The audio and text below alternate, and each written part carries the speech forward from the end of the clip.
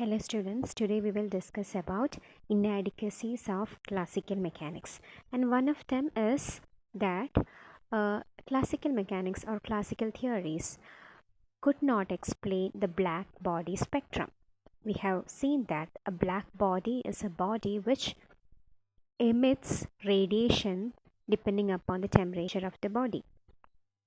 So these dots represented the experimental radiations range of against the range of frequencies, and Wayne's law and Rayleigh-Jean's law are the classical theories try to explain the black body spectrum. And as we have seen, the Wayne's law was satisfiable for the only for the high frequency range. You can see the dotted line matches with the experimental dots only in the high frequency, while it deviates in the low frequency range. While this dotted line shows the fitting by Rayleigh-Jean's law, and it shows that it is in matching with the experimental data only in the low frequency range. Thus, classical theories fail to give a single expression which can accommodate or completely match with the experimental data. So thus, Max Planck proposed a quantum hypothesis to explain the black body spectrum in 1900. He assumed that the walls of the black body is made up of atoms which will be like tiny electromagnetic oscillators. They will oscillate with a characteristic frequency of vibration. Thus, it will be emitting or absorbing electromagnetic radiations with the same frequency of vibration. And once they execute this simple harmonic vibration, they will be taking those frequencies will be of the form En is equal to nh nu, which means that these oscillators emit or absorb energy as packets of energy, and these packets of energy are called quanta, each having energy h nu, where h is the Planck's constant given by 6.625 Newton raised to minus 34 joules second. Thus, he explained that or assumed that a system can exist with the energy which are discrete given by quantum, while energy cannot be continuous as supposed by classical theories. So he gave a radiation formula based on his quantum hypothesis and Maxwell-Boltzmann distribution formula, and he explained that the energy density or radiation density with respect to a given frequency will be given by 8 pi h nu cube by c cube, where nu is the frequency, into 1 divided by e raised to h nu by kBt minus 1, where kb is the Boltzmann constant. So he also proposed that if the frequency is very large, this fact, the exponential factor h nu by kBt, will be very large compared to 1. Why? Because nu is appearing in the numerator. So if h nu is more, it will be very much greater than kBt, and hence it will be very much greater than 1. And exponential of a large number will be greater than the 1 itself, and hence this denominator term will reduces to the exponential term itself, e raised to h nu by kBt, thus reducing the equation to 8 pi h nu cube by c cube 1 by e raised to h nu by kBt, which is the Wayne's law. Thus we can see that Wayne's law was applicable for high frequency range, and which is obtained as a case of Planck's radiation formula. Similarly, when frequency is low, h nu will be very much less than kBt, or h nu by kBt will be less than 1, and e raised to exponential minus 1, since this is very much smaller quantity, it will be approximately h nu by kBt itself. So which will be reducing. So how do you get that? It is just the Taylor expansion of e raised to x. So we know the Taylor expansion of e raised to x is given by what?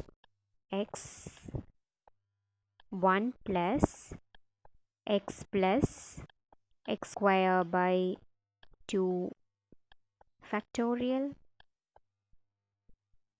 plus x cube by 3 factorial and so on, isn't it? So instead of x, here we have the component as h nu by kBt. So e raised to h nu by kBt can be written as, so e raised to this particular quantity can be written as 1 plus h nu by kBt, etc. So we'll be restricting to the first term itself because nu is very small. So the square of a smaller term will be again a smaller quantity. So this will be the factor from here, e raised to h nu by kBt minus 1 is the, so this 1 and 1 will cancel off. So what you get will be h nu by kBt alone. That is how we have approximated it as h nu by kBt. Okay. So thus the radiation formula reduces to 8 pi h nu cube by c cube into 1 by h nu by kBt, which is equal to 8 pi nu square kBt by c cube, and which is just the Rayleigh-Jeans law.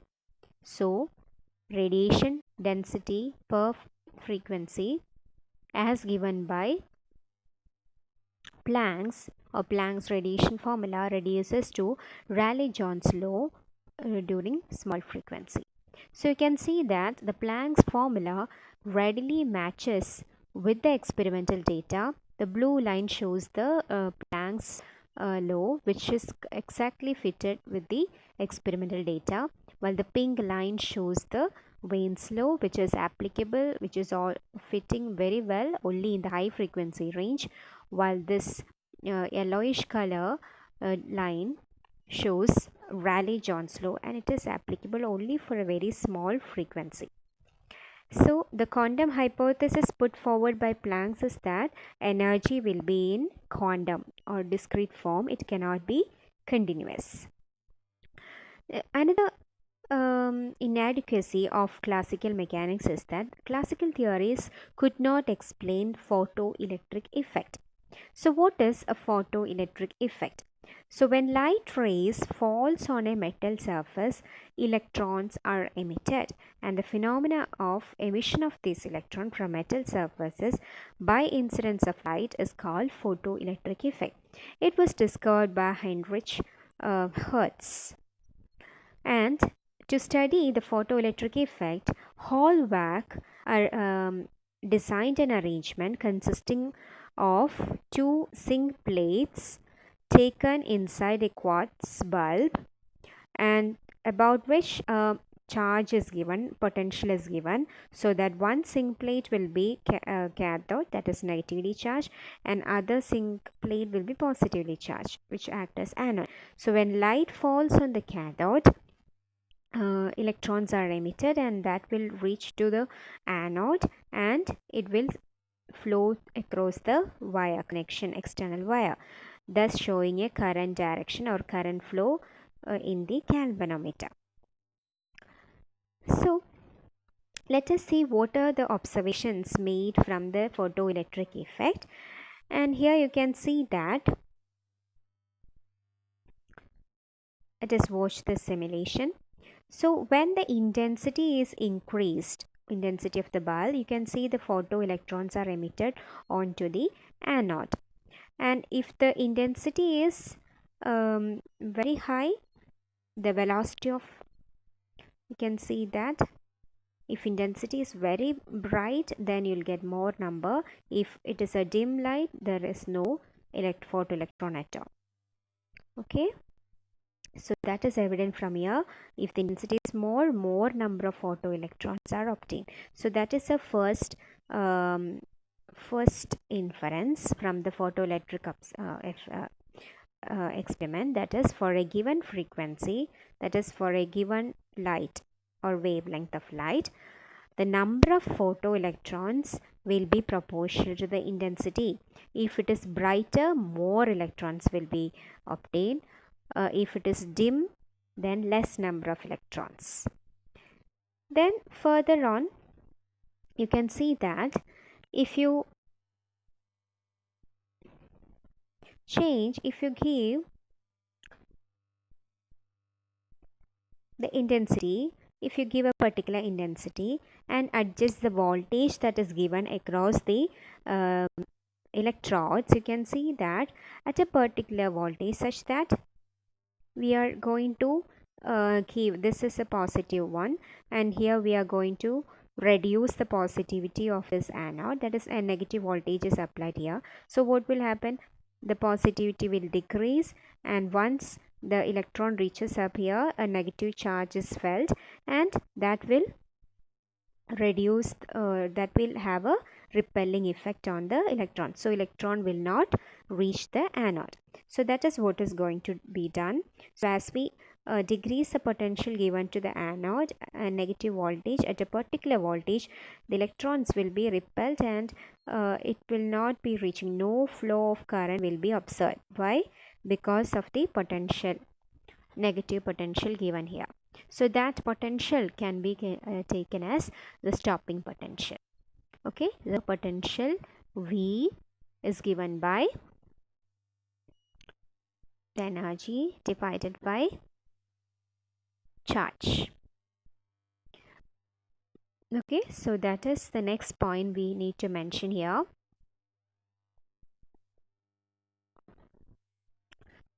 And another important thing is that there is no time lag between illumination of the surface and the emission. Once the illumination or light is incident on the surface, spontaneously you will be getting emission of electrons. And another point is that stopping potential, it is the negative potential given to the anode, so that the flow of electron is stopped, and hence the name stopping potential. So the next point is that the maximum, it depends upon the speed of electron, will depend upon frequency of the incident light. Here you can see different colors is shown, or different wavelength is shown, and you know frequency is inversely proportional to wavelength. So if you increase, this is in the increasing order of wavelength, which means decreasing order of frequency. Upon towards right you have less frequency, and towards left you have high frequency. So let us watch this. So you can see that for a given intensity, as we change the frequency, here we are going to check energy, electron energy versus light frequency. So when we change the frequency, increase the frequency, more energetic electrons are coming up. Here you can see the energy is going up. As we decrease the frequency, they are getting slowed down, and at a particular point no emission will happen. At a particular frequency no emission is happening, and that frequency is called threshold frequency, where there is no emission of electron is happening. Okay, so this is a characteristic of a material. If the metal changes, if you are taking another metal, the threshold frequency will be a different one. Okay, so that is a characteristic of the material. And further you can see for any other frequencies lesser than this particular threshold frequency, no emission is seen. Now for another material, sodium, here you can see the stopping potential is at a different point. Okay, similarly for another material, that is copper, you can see if you decrease the frequency, you can see it is having a stopping potential at a different wavelength or different frequency. Okay, so the threshold frequency is a characteristic of the material.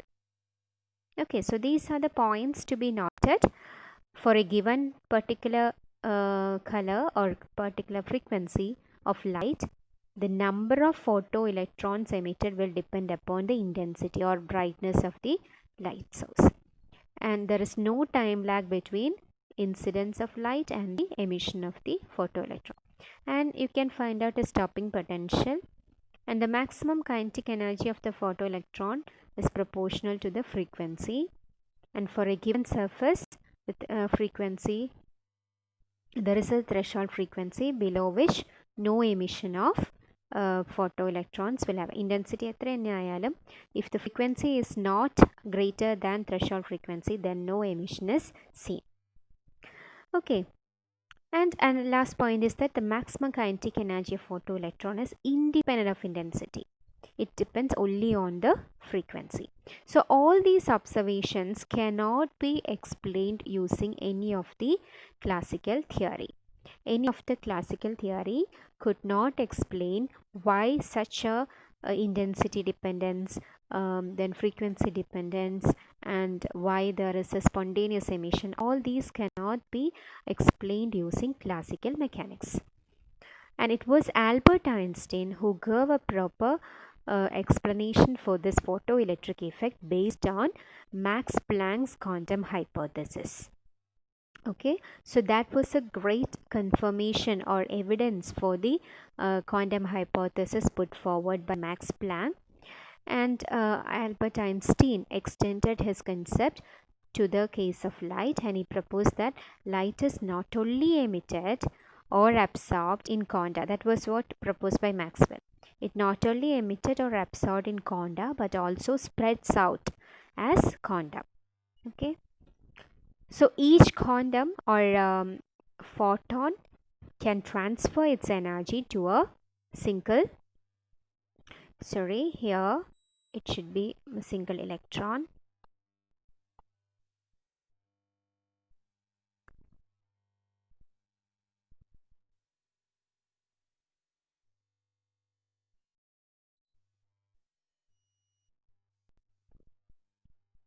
So here the point to be noted is that there is a interaction between a single photon and a single electron. So energy transfer happens between the photon and the an electron.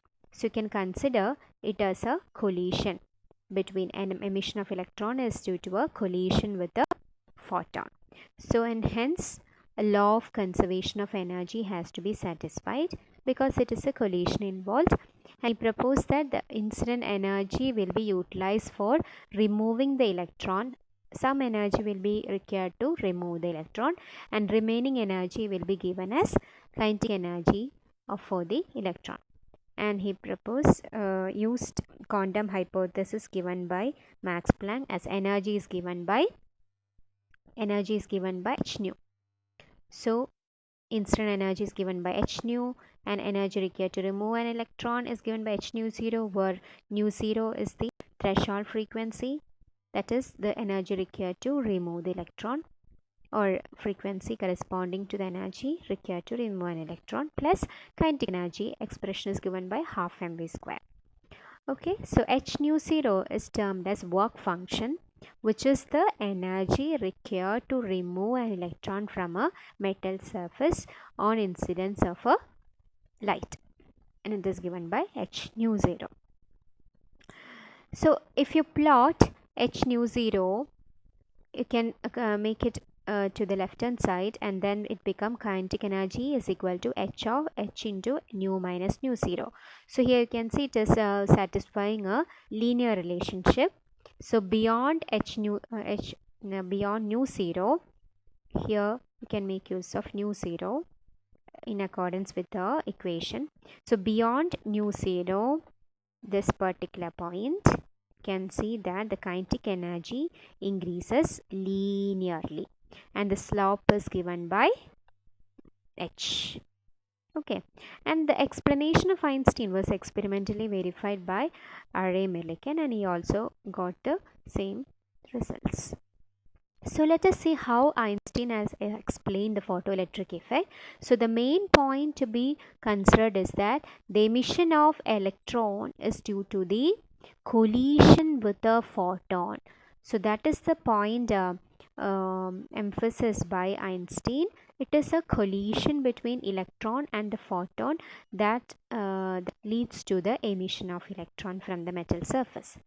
So the first observation in the photoelectric effect is that for a given frequency, the number of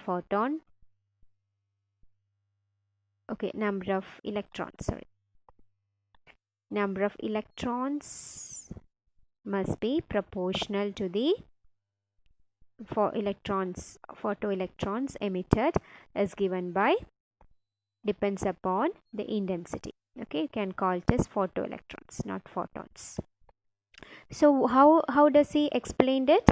He explained that as the intensity increases, the number of photons per unit time will increase, and hence there will be more collision of photons with the electrons, and hence what will happen? More number of electrons will be emitted. Okay, so that is how he explained it. And the second point he has, the observation is that there is no time lag between elimination of surface and emission.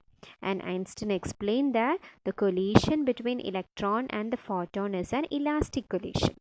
In an elastic collision, there is no time lag. Okay, because there is no loss of energy. And then the observation of photoelectric effect is that the maximum kinetic energy is proportional to the frequency. And that we have already explained in a previous slide, that is beyond threshold frequency. Beyond threshold frequency, the kinetic energy increases with frequency. And the next point we have observed in photoelectric effect is that for a given surface, the frequency emission will be there only for frequencies which is greater than threshold frequency. There won't be any emission less than threshold frequency. Why? Because if the nu is less than nu 0, this quantity will be a negative one. And can energy be a negative quantity? No. And hence beyond or less than threshold frequency, there won't be no emission. So that is also explained using Einstein's equation. And the last point observed is that maximum kinetic energy is independent of intensity. So Einstein explained that though the intensity increases, as the intensity increases, what will happen? Number of photon will increase. Though the number of photon increases, will energy of each photon change? No. Energy of each photon will remain the same as h nu. Okay, and hence the kinetic energy only depends upon frequency. There is no term of intensity over here, and hence the maximum kinetic energy will remain independent of intensity. So all the observations seen in the photoelectric experiment is explained by Einstein using his photoelectric equation. So this equation is of very important. It can explain all the observations very well. Now let us watch a video and enter class with what we have seen. This will be consolidating all of them. Let's watch. Everybody knows Albert Einstein for his theory of relativity and the Nobel Prize he won for it. He also... What? I didn't win the Nobel... Okay, so we always relate Albert Einstein for his great theories on relativity.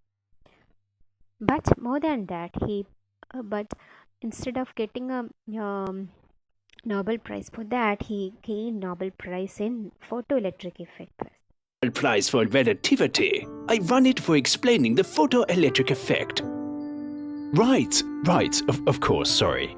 Einstein won the Nobel Prize for his work on the photoelectric effect, which helped settle the age-old debate of what light is made of. So, what is it?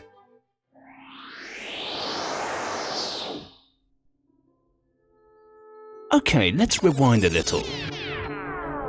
Newton had thought light was made of particles, and his rival Hooke had thought it was a wave.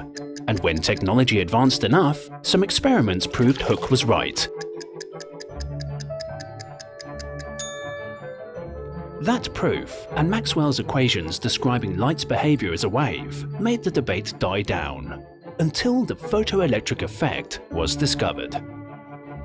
When light hits a cable next to another cable, electrons jump from one to the other. It was thought it happened because waves of light made atoms vibrate until they ejected an electron. But when it was measured carefully, a big contradiction was found. It only happened for light of some wavelengths. For others, no electrons jumped at all. Einstein was bewildered. The photoelectric effect should work regardless of the type of light. If light wasn't made of particles, and now it turned out that it couldn't be made of waves, what was it made of? After much reflection, he formulated a new hypothesis combining the two previous ones. What if light were made not of waves or particles, but of both? That is, what if light were made of wave packets? That concept, which we now call photons, allowed Einstein to write out equations that explain the photoelectric effect in 1905. This consolidated the idea that light can sometimes be described as a wave, sometimes as a particle, and sometimes as either. It was a revolutionary view, and it opened the field for quantum physics. Robert A. Millikan, an American experimental physicist, was unconvinced by Einstein's conclusions, so he set out to prove him wrong by carefully measuring the photoelectric effect. However, years later, Millikan ended up proving Einstein right, and they were both awarded the Nobel Prize in Physics.